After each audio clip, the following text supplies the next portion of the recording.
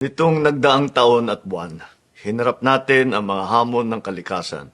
Malalakas na bagyo, magkakasunod na lindol, pagputok ng bulkan, at mga pagbaha. Sa gitna nito, naging matibay na sandigan ng bayan ang ating mga military at uniformed personnel o MUP.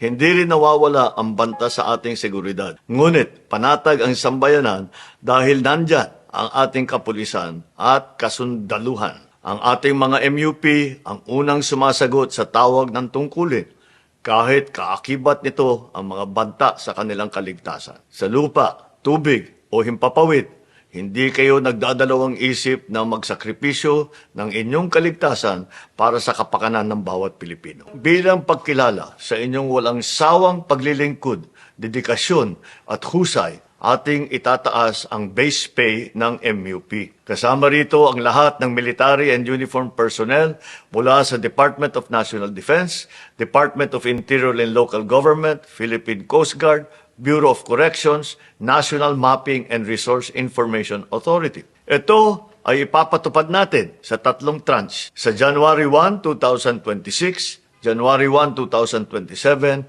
at January 1, 2028. Bukod pa riyan, simula January 1, 2026, ang subsistence allowance ng lahat ng MUP ay magiging 350 pesos na kada araw. Naniniwala ang administrasyong ito na ang mga nagtatanggol sa bayan ay nararapat ring protektahan ng pamahalaan. Makatarungan sahod at sapat na suporta, ito ang handog ng sambayanan sa ating mga tagapagtanggol.